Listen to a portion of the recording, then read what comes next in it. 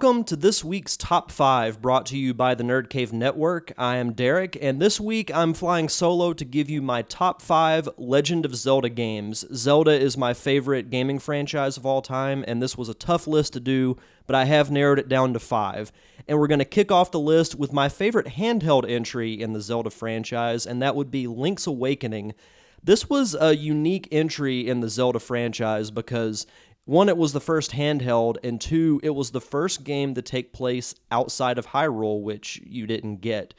And it takes place in a dream world. You find hints of it throughout the game, and then it's confirmed at the end, so spoilers for those who haven't played it.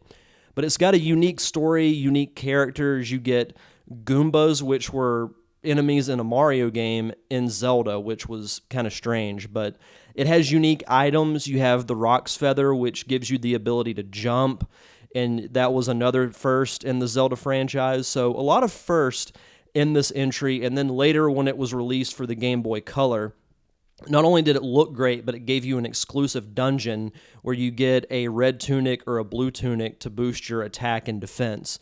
So that's easily why it makes my top 5 list. Number 4 would be Majora's Mask, and that's for the N64. It was the entry after Ocarina of Time, so it had a lot of expectations to live up to. And to me, it delivered because it was similar in gameplay to Ocarina of Time, but different enough because of the different masks you could get. You have the Zora, Goron, and Deku Scrub mask. You could transform into all three of those, all three having unique abilities. So it gives you something a little bit different. And yeah, a lot of the character looks and gameplay, they borrowed a lot from Ocarina of Time, but it's still different enough to have a new experience. And it was different in the fact that you have a time limit. You have a 3-day time limit because there's the moon that's about to hit Termina, and it's a lot darker than previous Zelda games because it deals a lot with death, and that's something else that you didn't really get in a Zelda game up to that point. So that's easily why Majora's Mask makes my number 4. My number 3 would be The Wind Waker for GameCube originally and then remastered on the Wii U. This game caused a lot of controversy amongst Zelda fans because Zelda fans were clamoring for a realistic-looking, dark Zelda game. And I remember seeing the first video at E3 in 2000, I want to say, that had a sword fight between Link and Ganondorf and had realistic-looking graphics, and people were going crazy over it.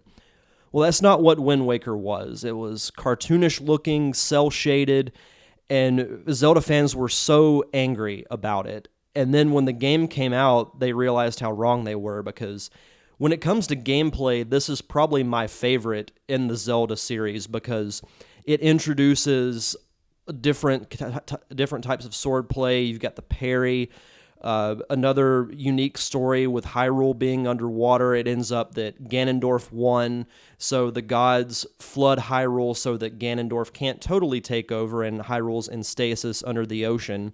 You have to sail from island to island, and it's just fun. And the cartoonish looking graphics, I think, look great. They look even better on the Wii U in high definition. So if you're a Zelda fan and you haven't played this, number 1, you're crazy. And 2, you've got to get out and play it. It's really, really fun. Number 2 would be the game I've played the most in the Zelda series, and that would be Link to the Past for Super Nintendo. This game was so fun and was probably my all-time favorite game as a kid because I played this game over and over again. And then when it came out for Game Boy Advance, I played it even more. And it's one of those games that I like to go through once a year or once every other year and just play through from beginning to end because the story is very linear and, it has a single objective. Nothing really changes, but it's still so fun, and it was the true sequel to the original Legend of Zelda game. It has the top-down view. It's basically like the old Zelda game remade, but with better graphics, better story, better items. It's just so fun, and it's actually probably my 1A or 1B because it's that close. That's how much I enjoy that game.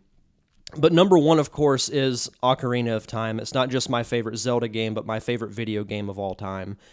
Growing up a Zelda fan and playing through the original, playing through the second one, Link to the Past, seeing the land of Hyrule be turned into 3D and walking out of Kairi Forest and seeing the open world of Hyrule Field for the first time was just, it's one of those things that I'll never forget as a gamer and as a Zelda fan. And it introduced so many great things in the Zelda series. It introduced Ganondorf, his backstory. You learn more about Zelda. It introduces the Gorons. It really kind of reintroduces the Zoras in a unique way. It introduces the Gerudo clan. It really lays the foundation to me for the modern Zelda games and the deal with time travel, and it splits up the Zelda timeline, which I know a lot of Zelda fans will argue over which game belongs where chronologically, but that doesn't change the fact that Ocarina of Time is such a good game. It's one of the few games to be rated a perfect 10 by IGN, and nothing will ever take its place in my list, not just for Zelda, but for all-time video games, is Ocarina of Time. It's just, the adventure is fun, the story is great, gameplay is simple, it's easy to pick up, and it's just, I can't say enough good things about it. It's my favorite Zelda easily. But what are your favorite Zelda games? What's your top 5, or what's just your favorite Zelda game and why? Be sure to leave in the comments below. Like, share, subscribe to our YouTube channel, which is Nerd Cave Network. You can also find us on various forms of social media. We're on Facebook, Twitter, Tumblr, Twitch, Instagram, all under Nerd Cave Network. Every Monday we have a Let's Play video. Every Tuesday is a preview of our podcast. And every Thursday we have a top 5. And if you want to check out our podcast, it's available every Tuesday on iTunes and Stitcher Radio. For the Nerd Cave Network, this has been Derek saying, have a week.